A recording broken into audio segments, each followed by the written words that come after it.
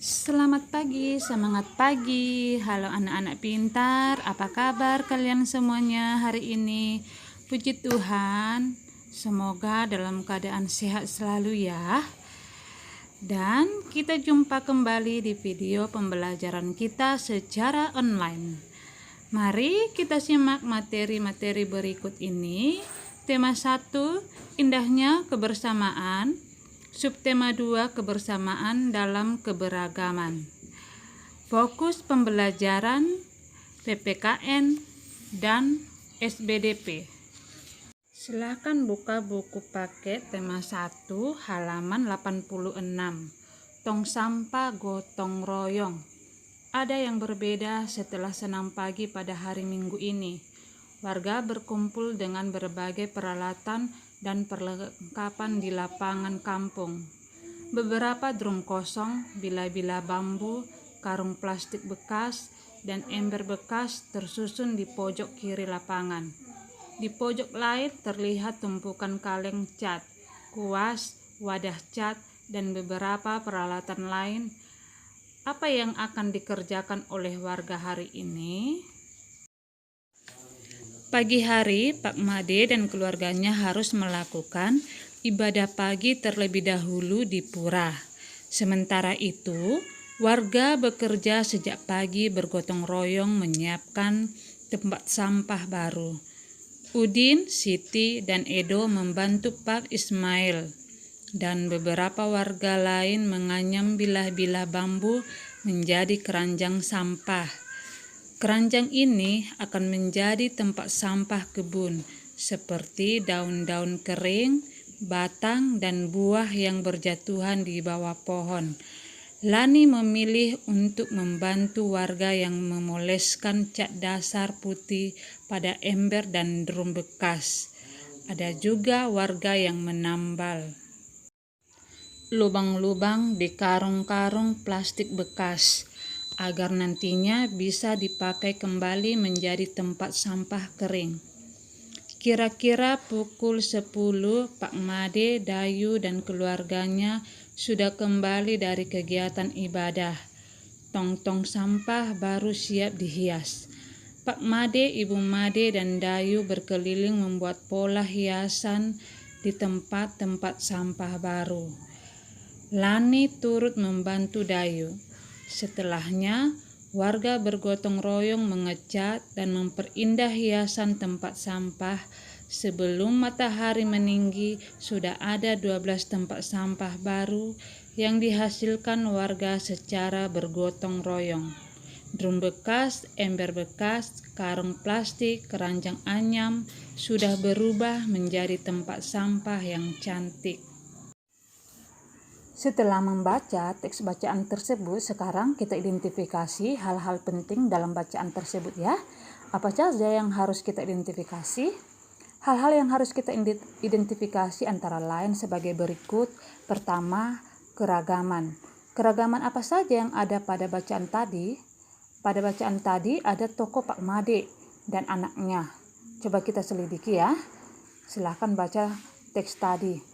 Menurut Anda, apakah Pak Made itu pantang mendengar anaknya? Oh, jelas tidak ya. Usia mereka tentu jauh berbeda.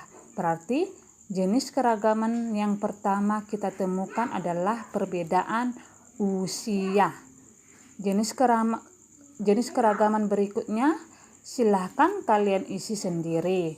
Untuk mempermudah kalian mengisinya, baca teks bacaan tadi ya, atau buka buku tema halaman 86.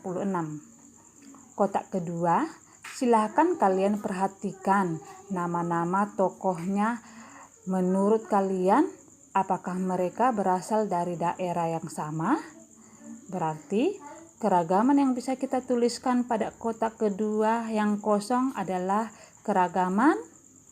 Nah, silahkan diisi ya, keragaman apa yang bisa diisi di kotak kedua.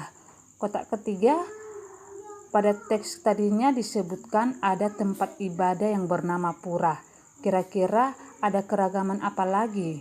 Silahkan kalian isi ya. Silahkan dibaca teksnya. Oke. Selanjutnya, kerjasama. Contoh kerjasama yang ada pada paragraf tersebut apa saja ya? Kita lihat ya. Ada warga yang bekerja sama untuk menganyam bilah-bilah bambu menjadi keranjang sampah. Kedua kotak sisanya silahkan kalian cari pada bacaan tersebut ya. Ketiga, manfaat kerjasama. Menurut kalian apa saja sih manfaat kerjasama itu? Pertama, pekerjaan semakin cepat selesai. Yang kedua, apa? Yang ketiga, apa lagi? Silahkan kalian cari jawabannya ya pada teks bacaan tersebut. Kerjasama. Apakah kalian tahu apa itu kerjasama? Kerjasama adalah usaha yang dilakukan oleh beberapa orang untuk mencapai tujuan bersama.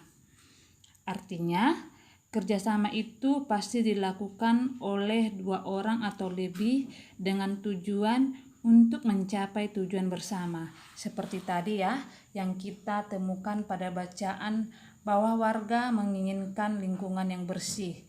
Oleh karena itu, mereka bekerja sama untuk bergotong royong membuat tempat sampah. Berikutnya adalah contoh upaya yang bisa dilakukan untuk menjalin kerjasama dalam keberagaman.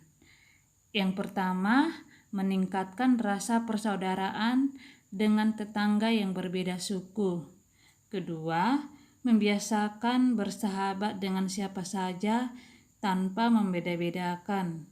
Ketiga, mengembangkan rasa senasib sepenanggungan dengan sesama teman.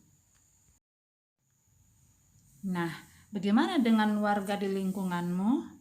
Apakah mereka juga bekerja sama dalam keberagaman? Pasti ya. Nah, sekarang tugas kamu berikan masing-masing 3 contoh kerjasama yang biasa kalian temukan di lingkungan. Pertama, keluarga. Kedua, sekolah. Ketiga, masyarakat.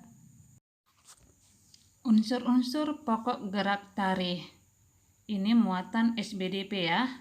Sedikitnya ada 3 unsur pokok gerak tari yaitu ruang, waktu, tenaga. Ruang. Penari dapat bergerak karena adanya unsur ruang. Unsur ruang meliputi pertama, posisi menunjukkan arah hadap dan arah gerak penari.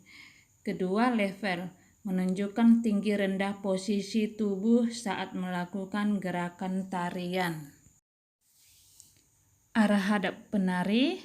Gambar pertama sudut kiri, gambar kedua sudut kanan, gambar ketiga ke depan.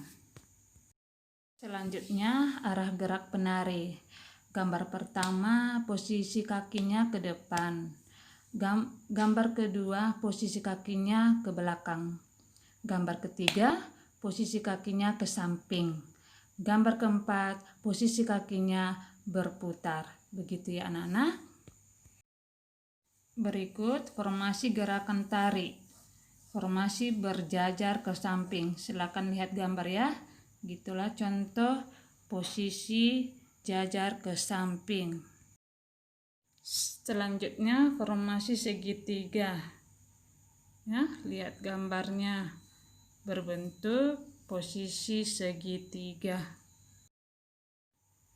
Baik, selanjutnya formasi melingkar. Posisi ini yaitu melingkar ya. Mereka saling melingkari. Pola melingkar. Berikut formasi zigzag. Posisi penari berbentuk zigzag ya. Level gerak tari. Gambar pertama level tinggi, gambar kedua level sedang, gambar ketiga level rendah. Sekian dulu materi pembelajaran tematik kita.